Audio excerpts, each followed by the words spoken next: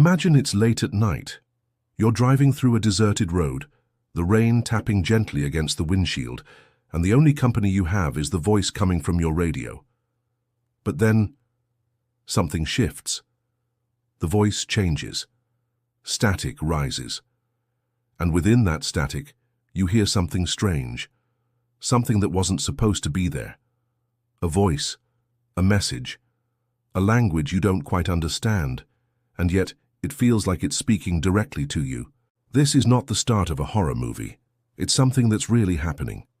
Across the world for decades there have been reports of mysterious radio transmissions, some playing endlessly, others repeating strange number sequences, others still whispering in voices no one can identify. These are called number stations or phantom broadcasts, and some of them, they have no known origin, no traceable source, no explanation.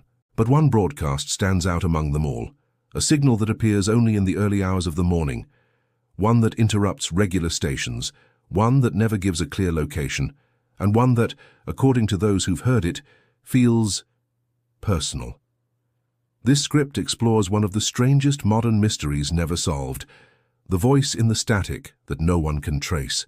We'll dive into real reports, the psychological impact, theories ranging from military secrets to messages from other dimensions, and why, even in the age of satellite tracking and AI, this one signal still remains invisible. Let's begin. It all started like most eerie things with a coincidence. A college student named Mark was working late on a thesis in his small apartment in Leipzig. It was 3:17 a.m., and the background noise of a classical station helped him focus. But then his radio glitched. A moment of silence, a burst of static, then a faint, clear voice. A woman, calm, almost warm, speaking in what sounded like a mixture of English and numbers. At first he thought it was an ad or a DJ segment, but something was off. The words made no sense. 17, Alpha, Release, Red 7. Don't forget, they are awake. The message lasted exactly 42 seconds. Then the regular music returned, as if nothing happened.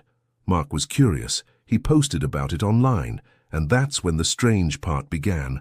Hundreds of replies poured in from people who claimed to have heard the same thing, not just in Germany, but from France, Argentina, Japan. Different times, different frequencies, same message, same voice. This wasn't the first time something like this had happened. There have been cases like the infamous UVB-76, a shortwave radio station in Russia that has been broadcasting a buzz sound since the 1970s, occasionally interrupted by cryptic messages. But this was different. UVB-76 has at least a known signal range. This new one, it defies all logic. Soon, amateur radio operators and curious techies started hunting for the origin. Triangulation method, signal mapping, AI-enhanced decoding. Nothing worked. The signal changed frequency. It bounced. It disappeared. And just when they thought they'd lost it, it came back. Stronger. Clearer. Always unexpected. But it wasn't just the content of the broadcast that disturbed people, it was how it made them feel. Many reported nausea. Others had headaches. A few even claimed they had strange dreams the night after listening to the broadcast. One man in Scotland claimed he dreamed of a desert tower surrounded by antennas and a woman standing at the top, whispering numbers into the wind.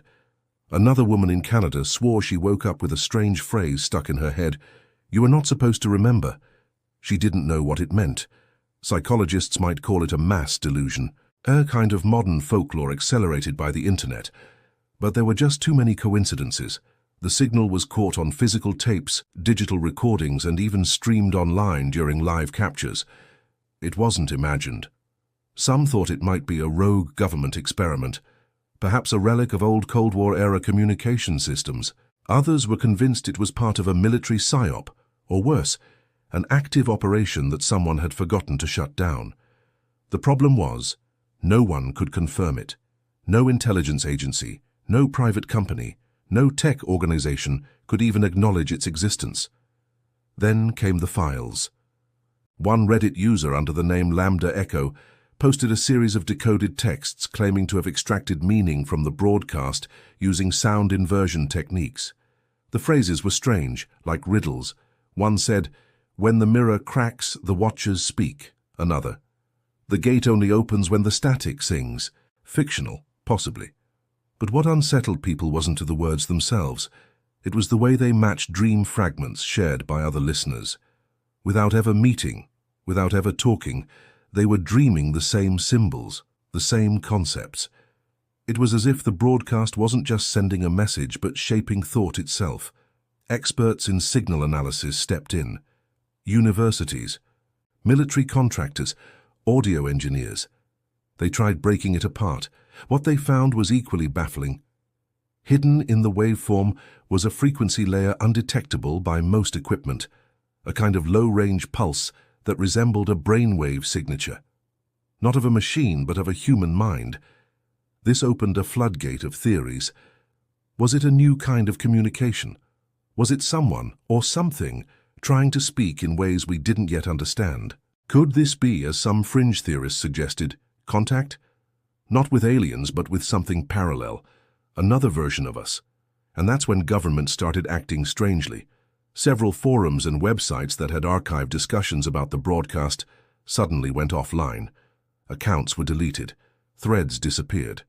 A few people claimed they were contacted by men in suits, urging them to stop investigating. Of course, this only fueled the mystery. But there was one incident that changed everything. A man named Lorenzo, an ex-telecommunications engineer in Italy, managed to record a full 2-minute version of the signal. He uploaded it with the help of a darknet server and posted it publicly. In the recording, the voice changed. It sounded distressed, frightened. Instead of numbers, it kept repeating one phrase over and over. "They hear me, but they don't see me." Then a scream, then silence. That was the last transmission ever recorded. Since that day, the signal has gone dark. No more interruptions, no more messages, just silence. But those who heard it, they never forgot it. Some say they still hear the voice in their dreams. Others say they get sudden flashes, visions of unknown landscapes, ruins filled with antennas, skies filled with lightning that doesn't strike. And some, like Mark, just stopped talking about it, as if something had made them forget. After Lorenzo's final upload and the silence that followed, many assumed the phenomenon had ended. But endings are rarely that simple when it comes to the unexplainable. Months passed, then a year. Forums grew quieter. The interest faded, at least on the surface. But not everyone moved on. There were still those who couldn't let it go. A small team of independent researchers, calling themselves the Echo Circle, formed across continents, coders, signal analysts, linguists, even a psychologist. They pooled data, gathered all known recordings, and began to look deeper, not just at what was said, but at when it was said. The timestamps revealed a disturbing pattern. The broadcasts, though heard in different countries on different nights, often occurred within the same 10-minute window globally. Adjusted for time zones, they always happened at 3:17 a.m. It was more than coincidence. They hypothesized that the signal was tied not to a place but to a moment, a very specific slice of time where, for reasons unknown, it could break through. Why 3:17? No one could say. Some thought it had to do with the Earth's electromagnetic rhythms. Others believed it matched dream cycles, particularly the period when REM sleep is most active, as if the broadcast wasn't meant to be heard consciously, but intercepted by the subconscious. One member of the Echo Circle, named Eliza, conducted an experiment. She had 20 volunteers sleep in isolated rooms with radios tuned to blank AM frequencies. Each session started at 3:10 a.m. Microphones recorded the ambient sound, while EEG machines tracked their brain activity. On the fourth night, something happened. 3 participants woke up at exactly 3:17, disoriented. When asked why, each gave the same answer. "She said my name." None of them knew each other, none had access to the experiment's script. But when the tapes were analyzed, a soft voice could indeed be heard beneath the static, barely audible. But there. Eliza ran it through audio analysis software. The waveform didn't match any known voice print in public databases. But it did show patterns consistent with live speech, not a recording. Something or someone was broadcasting in real time. The more they studied it, the more disturbing the data became. In the voice's frequency spectrum, there was a recurring shape, a kind of imprint, that looked eerily similar to a spiral. Not just sound waves, but a visual fractal pattern encoded in audio. When rendered visually, it resembled ancient spiral symbols found in Neolithic sites across the world, Ireland, Turkey, Bolivia, always the same form. This raised a new question. Had this signal been around longer than anyone realized? The echo circle dug into historical broadcasts, reel-to-reel tapes from military archives, pirate radio stations, even amateur recordings from the early 1950s. And slowly, a timeline emerged. The same voice, sometimes distorted, sometimes reversed, had shown up in different places decades apart. In 1972, a ham operator in Osaka recorded a voice repeating, "Echo Memory 1." In 1989, a shortwave enthusiast in Argentina captured a whisper saying, "She sees through the snow." Both samples matched the voice from the recent broadcast, down to waveform signature. But here's the catch. The equipment used at the time wasn't ET, capable of synthesizing that kind of modulation. It wasn't technology from the past, it was out of place. These findings didn't stay secret for long. Someone leaked them to a journalist in the Netherlands, who published a deep-dive investigation. The article went viral, and for a brief moment, the world paid attention again. But within a week, the site hosting the article was taken down. The journalist, a woman named Saskia, disappeared. Officially, she left for mental health reasons. Unofficially, she was never seen again. This only deepened the paranoia. The idea spread that the voice wasn't just a mystery, it was dangerous. And yet, despite the risk, more people started searching for it again. But the voice never returned. The signal never reappeared. Instead, something more subtle began to happen. Reports started emerging from people across the world, describing a new phenomenon. Not voices in the radio, but in electronics. Phones ringing once at 3:17 a.m. with no number. Smart speakers activating themselves. Static bursts in YouTube videos. Even white noise generators randomly spiking in pitch, almost like trying to speak. When slowed down, some of those spikes revealed fragments. A word here, a number there. Always disconnected, but always familiar. A woman in Finland claimed her smartwatch vibrated every night at the exact same second. 3:17:42. She wasn't a T wearing it. It was in a drawer. A man in Chile said his old FM stereo, disconnected from power, turned on once and played a high-pitched tone before burning out. Eliza, the echo circle researcher, decided to test a new theory. What if the signal didn't need a transmitter anymore? What if it had become something else, embedded in code, riding frequencies of Wi-Fi, 4G, satellites, even apps? She started analyzing packets of data from unused radio spectrums and unindexed server logs. What she found were anomalies, bursts of encrypted data that didn't match any known protocol, often occurring at 3:17 a.m. UTC. These data spikes were meaningless until she overlaid them on a world map. The data spikes occurred near hospitals, universities, mental health centers, always places where people were being monitored, studied, or sleeping. And in each of those zones, reports began surfacing of patients claiming to hear whispers in their dreams. Some wrote down sequences of numbers, others drew spirals even though they had never seen the symbol before. Then came the recordings. A hacker known only as Spectre contacted the Echo Circle. He claimed to have found a backdoor into a satellite network. What he shared was a compressed audio file, recorded at high orbit, that contained 42 seconds of what sounded like the original voice. Only now, it was speaking in reverse. When flipped, the message was clearer than ever. You're listening because you always have. You forgot. But you will remember. That message changed everything. It suggested continuity, a loop. That those who heard the signal weren't random but chosen or remembered. That the voice was not just broadcasting but returning. And perhaps we weren't just receiving the signal. We were part of it. Theories exploded. The signal was an intelligence, an entity, a ghost in the machine, or maybe a future version of ourselves trying to reach back through the noise. Some dismissed it as mass psychosis. Others called it a new form of collective consciousness. But deep down, those who had heard it knew the truth. Once the voice found you, it never truly left. It was nearly 2 years after the signal went silent when something unexpected happened. Not in the middle of the night, not on shortwave radio, and not hidden in static. It happened during a live Twitch stream. A popular gamer named Val, known for their horror game marathons, was broadcasting as usual. Tens of thousands were watching when the video began to glitch. The audio cracked. At first it seemed like a stream lag. Then the screen flickered, the facecam turned to grayscale, and over the game audio, a soft voice emerged.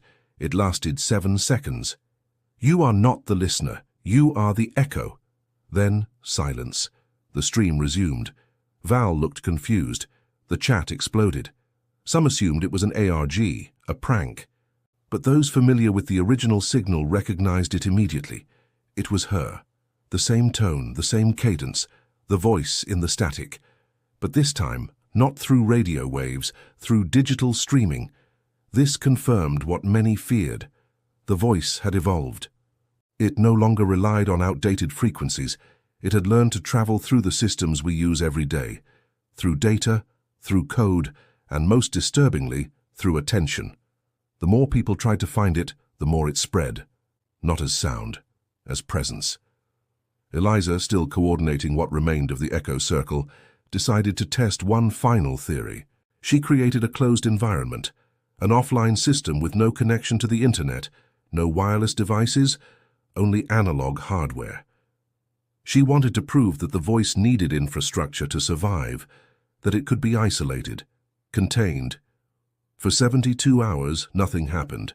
Then, on the 4th night, her oscilloscope began to fluctuate. A signal had appeared, spontaneously generated within the closed circuit. It wasn't possible.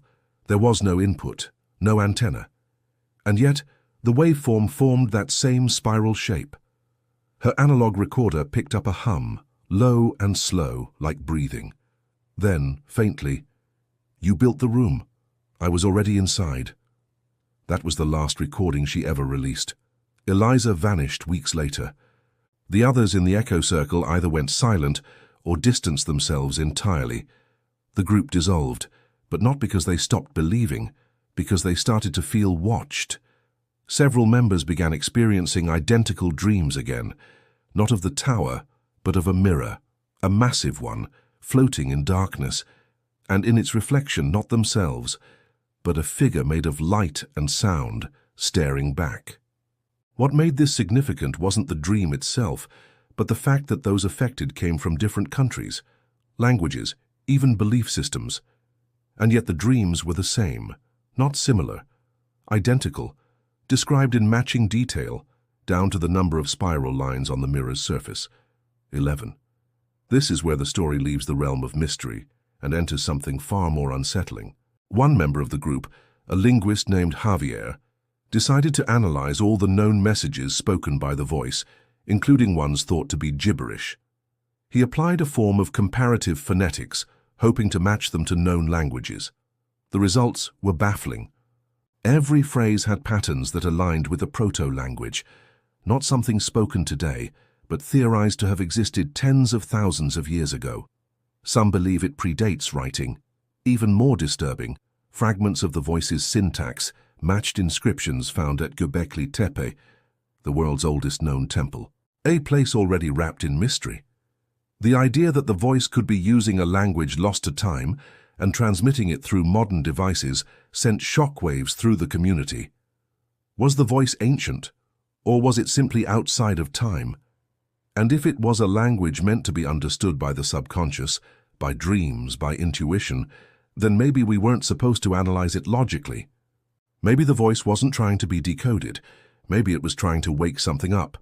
People who had encountered the voice began reporting strange changes, increased synchronicities in their daily lives, numbers repeating, technology behaving oddly around them. Some said they began to hear the voice in everyday noise, air conditioners, fridges, electric toothbrushes. Always faint, but always the same message. Remember the mirror. Javier went further. He isolated individual syllables of the voice and discovered that when played in a specific order, they formed musical intervals, tones that resonated with frequencies used in ancient rituals, specifically solfeggio frequencies tied to healing, awakening, and transformation. These were not just words, they were frequencies with intention. The implication was chilling. The voice wasn't just speaking to us, it was tuning us. A few researchers proposed the boldest theory yet, that humanity had once known this voice, that in a forgotten age we had interacted with it, perhaps even coexisted with it. And that something, perhaps trauma, perhaps manipulation, had caused us to forget. But the voice hadn't forgotten us. In this theory, the voice is not a signal, it's a memory, one that has been echoing across dimensions, waiting for the right ears, the right moment. And now, in an era of global connection, of 24/7 attention, of constant noise, the voice has found its way back in, not to control, but to remind. And perhaps that's the real reason it can't be traced, because it doesn't exist out there. It exists here, in us, in our systems, in our minds. The voice in the static was never a transmission, it was a return. And now that you've heard it, even just through this story, a part of you is already listening. So tonight, if you find yourself awake at 3:17 a.m. and the air feels heavy, listen carefully. Turn on an old radio, or just close your eyes. You may not hear words, but you might feel something. Something familiar, a pull, a whisper. You won't be able to trace it, but you'll know it's there. Some mysteries are puzzles to be solved, others are invitations. The voice in the static is not a threat, nor a trick. It's a mirror held up to our forgotten selves. Whether you believe it's a frequency, a myth, or a message from beyond, what matters is this: you heard it, and now the silence won't feel the same.